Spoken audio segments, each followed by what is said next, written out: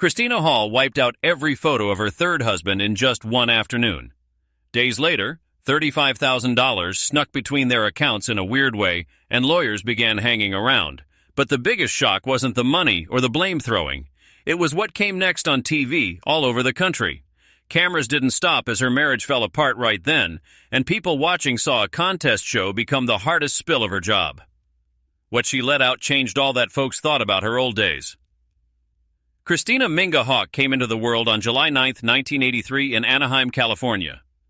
Growing up in Orange County with her little sister Carly, who showed up 10 years later, her life was packed with beachy breezes, calm dead-end streets, and long rides through Anaheim Hills. The sort of place that later turned into the heart of her style without her even realizing it. When other kids begged to hit the mall, Christina got excited when her folks said they were checking out an open house.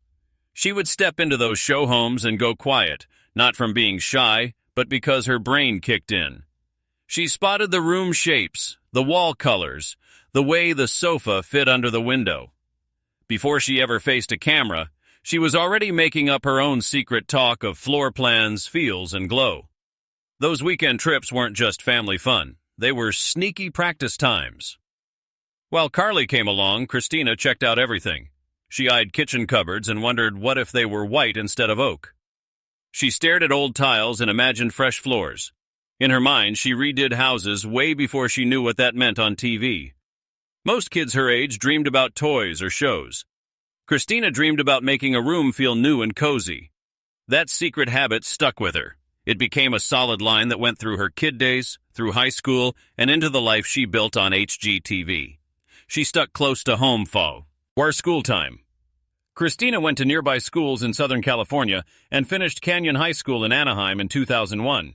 When some classmates wanted to head to New York or grab big city classes in Los Angeles, she picked the calmer road. She signed up at a local college or community spot and kept her world tiny on purpose. Staying near home let her hold on to Orange County roots, keep eyeing the houses shift, and keep dreaming a future that didn't need a fancy school label. Those years didn't bring fame or big news, but they built her mindset. She learned to go one step at a time, to make instead of chase. Her learning was hands-on, close by, and steady, and it fit how she did things. It gave her enough base to believe in her picks instead of waiting for someone to hand her a chance. Even back then, she figured her road might turn out real different. Before houses and TV got in the mix, Christina got pulled to the thought of being a sports agent. She saw the movie Jerry Maguire, and something snapped. The calls, the deals, the tense talks, and the idea of being the one who made big trades all hooked her. She dug the idea of running her own show, of being the deal maker instead of waiting outside. That dream never became a sports job. But it did a key thing. It showed her she loved bargaining, that she liked heat, and that she wanted charge of her work life. Later, when she stepped into house offices and sat with buyers, those early dreams popped up in how she spoke, how she nudged, and how she dealt with cash and chances. The real switch hit in college when she was about 21. There was no big scheme, no long-written goal list. She has said she felt it deep down. She chose to grab her real estate license. She did the classes through a local community college, learned the rules and deals, and passed the test. That paper pass didn't seem big, but it flipped everything. She started as a regular agent and didn't dream a camera team would trail her. All she saw first were house lists, buyers, and the shot to show what she had. Still, that pick quietly lined up for house flips, then for tryouts, and at last for her own TV spots. Without that pick at 21, there'd be no countrywide name with her on it. Around age 21, something shifted. Without a long plan or roadmap, Christina followed a gut feeling and decided to get her real estate license through a local community college. It felt intuitive, almost accidental, but it changed everything. She entered the industry young and hungry, working full-time as an agent for Prudential in Orange County. The days were long. Open houses stretched into evenings. Weekends disappeared. She chased cold leads and competed in a crowded market while living paycheck to paycheck. She learned fast because she had to. By 2005, she was gaining traction, but then the ground fell out. When the housing market crashed in 2008, everything tightened. Sales slowed, pressure rose. Around that time, Christina met Tark El Moussa while working at Prudential. They connected through shared ambition and constant grind. Together, they formed the El Musa Group and pushed hard in a market that punished hesitation. After the crash, they pivoted into flipping homes. In 2010, they bought their first investment property in Santa Ana for $115,000 and flipped it for a $34,000 profit. Every dollar went back into the next project. They took risks, sometimes buying homes sight unseen at auction, tearing them down to the studs, rebuilding kitchens, ding bathrooms, and reshaping layouts. The margins were thin. The stress was real. Still, they kept going.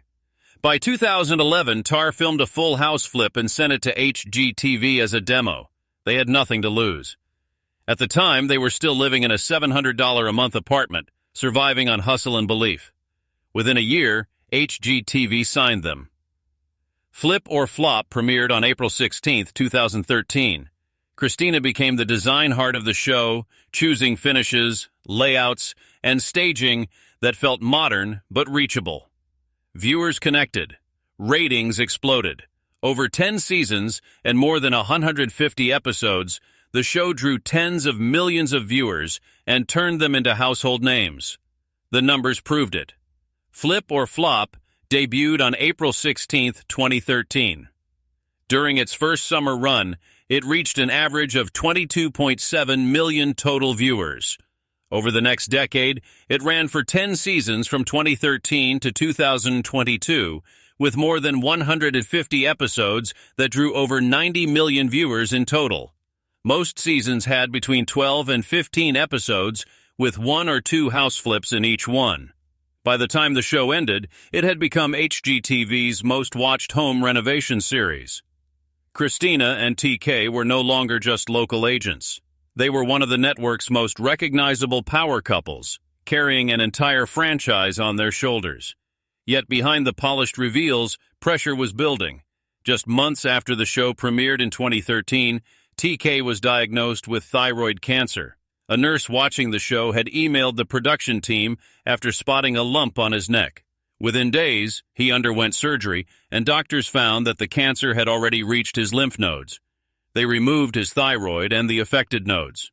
Only a few months later, he discovered he also had testicular cancer and went through another surgery. He began chemotherapy and radioactive iodine therapy while still filming episodes. That same year, cameras captured him flipping houses even as he quietly fought for his health off-screen. At the same time, Christina was dealing with a private battle of her own. She has spoken openly about having polycystic ovary syndrome, a condition that can cause irregular cycles and make it hard to conceive. After welcoming their daughter Taylor in 2009, she and Tar wanted a second child, but the process became long and painful. In 2015, after a year of trying, they turned to in vitro fertilization. Their first IVF attempt failed. The second led to a pregnancy that ended in a miscarriage at around 8 weeks. Those losses came while their fame was rising and their faces were on television screens across the country. During the third IVF cycle, Christina was ordered to stay on strict bed rest. She spent a full week confined to bed and then 13 weeks on limited activity, unable to lift anything heavier than a gallon of milk. The emotional and physical strain was enormous, but that cycle finally brought their son Braden in August 2015. She later described those years as a roller coaster of hope and heartbreak. All of this happened while the cameras kept rolling. On set, they were expected to walk through houses, crack jokes, and talk confidently about tile choices. Off-set, they were rushing to hospital appointments, dealing with lab results, and managing hormone treatments. Christina has described the emotional whiplash of smiling through a renovation scene during the day and crying from exhaustion at night. Tark filmed while dealing with surgeries and side effects from chemotherapy and later hormone therapy. The showed buyers and sellers. It did not show the nights when they lay awake worrying about cancer, fertility, or their future together.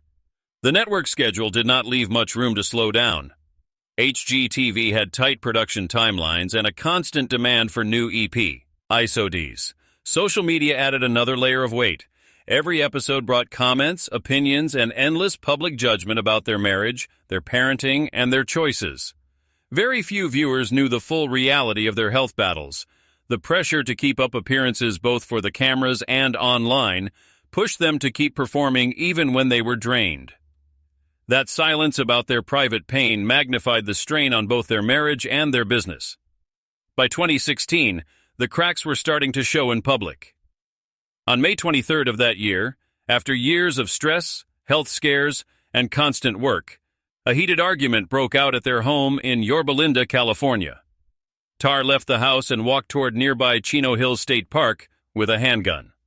Someone called 911 to report a possibly suicidal man with a gun. Police responded with multiple units and a helicopter, turning what began as a private fight into a widely covered incident. Officers eventually located Tara, and a helicopter hovered overhead.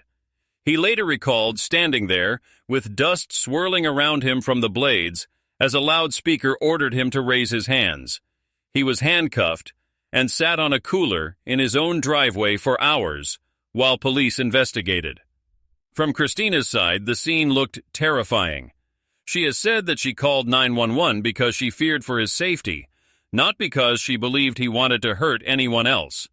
The full police response, the helicopter, and the media coverage that followed made the incident look even more dramatic to the outside world. The police later confirmed that there was no evidence of violence or intent to harm others, but by then the damage was done. For Christina, it was a moment of desperation. For both of them, it marked a line they could not easily step back over. TK later tried to explain what had happened from his perspective. He said that he took the gun as a precaution in case he ran into wildlife on the trail, since the area had mountain lions and bobcats, and he had a legal concealed carry permit. He said he just wanted to clear his head with a walk after the argument and did not realize how scared Christina was or how quickly the situation would escalate. He described feeling deeply embarrassed when he saw the helicopter and understood that the police were there because someone thought he might be a danger to himself. Looking back, he has admitted that his mental state at the time was tangled up in more than just that one day. Part of that mental state, he later revealed, came from heavy hormone treatments. After his cancer diagnosis, he began taking high doses of testosterone and human chorionic gonadotropin. The combination left him exhausted, emotionally unstable, and physically off balance. He has said that the treatments contributed to erratic behavior and made it harder to manage stress. Both he and Christina have pointed to that period as the time when their 7-year marriage truly started to break apart. Health problems, the side effects of treatment, and the constant need to perform in public all fed into the same storm. Despite the gun incident in May 2016, they did not announce a separation right away. Instead, they continued filming Flip or Flop together as if nothing had changed, keeping their split private for months while the cameras followed them through more renovations. Only in December 2016 did they publicly confirm that they were separating. Their joint statement described the incident at their home as an unfortunate misunderstanding, emphasized that there was no violence and no charges, and tried to keep the focus on their children. Their divorce became final in January 2018. Through all of this, the show stayed on the air. Their daughter Taylor, born in 2009, and their son Braden, born in 2014, watched their parents shift from spouses to co-parents under a spotlight that never really turned off. What happened next was something viewers were used to seeing. Instead of walking away from the show once their marriage ended, Christina and TK kept co-hosting. From 2017 through 2022, Flip or Flop continued with new episodes, which meant filming together for more than 4 years after their divorce.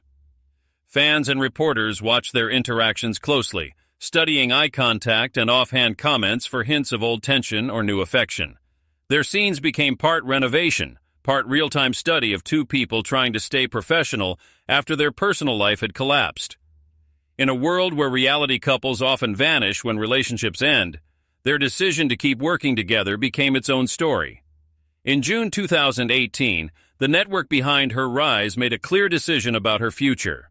HGTV announced that Christina Hall, who had already gone through a very public split from Tak Musa, would stand on her own with a new show called Christina on the Coast. It was not just another renovation series. The idea was to follow her in Southern California as she worked on high-end homes while also quietly rebuilding her own life. To make that point clear, the plan for the very first episode was simple and personal. Cameras would watch her renovate her new home, the one she bought after the divorce, and walk with her as she tried to start again. Filming began in the fall of 2018, and by May 23, 2019, Christina on the Coast was ready to air. The premiere did more than show tiles, lighting, and floor plans. It followed Christina in Newport Beach as she turned an empty house into a place she wanted to call home. Viewers saw her making design decisions while also dealing with life as a mother of 3. They watched school runs, family moments, and quiet scenes where she explained how it felt to rebuild after a breakup that the whole world had watched. The producers blended her work and her home life on purpose, so every wall she painted and every room she finished carried a little piece of her own restart. That first episode set the tone for everything that followed and told the audience that this was a story about resilience and reinvention, not just countertops. As the show grew, Christina's role behind the camera started to change as well. She did not only stand in front of the crew and deliver lines about design choices. She stepped into the position of executive producer on Christina on the Coast and later on its country-based sister show. With that shift, she gained more control over the stories that went on television. She could help decide which clients to feature, which parts of her personal life to show, and how each season would build her larger brand. That move turned her from a simple home renovation personality into someone shaping a full business image. She was curating not only kitchens and living rooms, but also the way the public saw the name Christina. Then came the next pivot. In May 2021, she bought a farmhouse in Franklin, Tennessee, far from the beaches that had defined her brand. That purchase opened the door to a new series called Christina in the Country, which premiered in 2022. Instead of coastal blues and open glass views, she leaned into wood beams, warm tones, and wide outdoor spaces. The projects in Tennessee felt different and yet stayed connected to her story. She took on work for family members such as her husband's sister and brother-in-law and showed how she could adjust to a rural setting without losing her style. The move to Tennessee widened her audience, bringing in viewers who cared more about land and porches than ocean views, and it proved that her design eye could move between two very different worlds. While her shows expanded, Christina also began to appear across the wider world of reality television. HGTV used her in guest roles, and in 2023 she joined Barbie Dreamhouse Challenge as a contestant, competing with other network faces in a playful but high-pressure design competition. She showed up on other specials, took seats on judging panels, and appeared on Brother vs. Brother to help decide who did the better flip. She even crossed over into food-based shows for guest spots, which kept her in front of viewers who might not watch home renovation on a regular basis. Step by step, she became one of the main faces of the network, a person who could move through different formats and still feel familiar to the audience. Behind that media presence was a personal life that had already weathered serious strain. Christina married Tar El Moussa on April 17, 2009 on Coronado Island in California after they had been dating since 2006. Their relationship began when both were real estate agents and they moved in together on their first date, which set an intense rhythm from the very beginning. In September 2010, their daughter Taylor Ree was born. In 2015, after fertility issues that were difficult and public, they welcomed their son, Braden James. During this time, their show Flip or Flop launched in 2013 and turned them into home renovation stars. However, what looked successful on television was harder in private. TK's cancer diagnosis in 2013 brought fear and stress into their home. Financial tensions from their business added more pressure. By December 2016, the marriage had broken apart and their separation became public. The divorce was finalized in January 2018. The end of the marriage involved disputes over property, money, and how to divide what they had built together, and both sides were accused of hiding assets or pushing emotional claims in court. Viewers kept watching Flip or Flop while this was unfolding, which made the split feel even more exposed. Not long after that, Christina stepped into a second marriage. In July 2018, she married British television host Ant Anstead after a fast-moving romance. On February 1, 2019, their son Hudson was born, and from the outside it looked like she had settled into a new family unit. Yet the marriage did not last. By September 2020, they announced their separation, and by June 2021, the divorce was complete. The biggest storm from that breakup did not arrive until 2022, when a custody fight over Hudson moved into the courts. In April 2022, Ant filed for full custody of Hudson. In his filing, he accused Christina of using their son in paid social media content and claimed that this exposure was harmful and unnecessary. He said that featuring Hudson in promotional posts was exploitative and put the boy in the middle of public attention for profit. At first, both parents had agreed to share legal and physical custody, but now he wanted that changed. Christina responded by denying those claims and said she was simply sharing her life as a parent and that Hudson was always safe. The back and forth played out in headlines and fans took sides online. By December 2022, the two reached a settlement that kept joint custody in place. But the fight left a mark on her image and fed a larger public conversation about children, privacy, and social media. The pattern of scrutiny continued. Tabloids pointed again and again to how quickly Christina entered new relationships. They reminded readers that she started seeing Ant not long after her split with TK. And later they did the same when she moved on from Ant. Stories accused her of using motherhood in posts to drive engagement and suggested that she used her children as part of her celebrity brand. There was a constant tension between her HGTV success and the way gossip outlets framed her as a controversial figure whose love life and parenting were always under inspection. In October 2021, she married Josh Hall in a quiet ceremony. That stayed private at first. A second, more public wedding took place in Hawaii in September 2022. The marriage was presented as a fresh start. On social media and on television, the two appeared as a unified team while her shows and business grew. Yet the stability did not hold. By July 2024, Josh filed for divorce, stating that they had irreconcilable differences and asking for spousal support. Their split quickly escalated into a legal and emotional fight.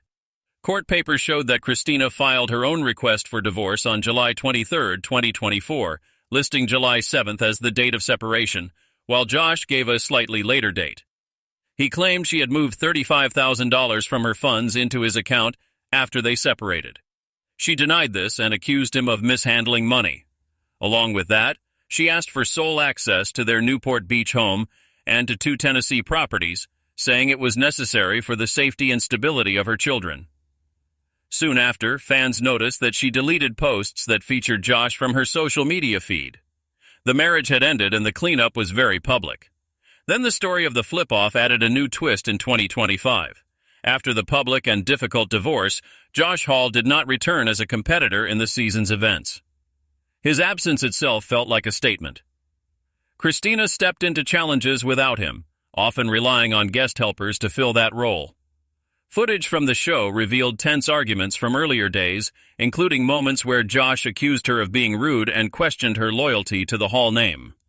The divorce was finalized in August 2025, and audiences watched much of the journey almost as it unfolded. That combination of real-time fallout and long-running television history made the season one of the most discussed reality projects on the channel. Amid all this turbulence, Christina's personal life took another turn. But this time, she chose to move with more privacy. In October 2024, she began a relationship with Christopher LaRocca, a businessman who serves as chief executive and president of Network Connex.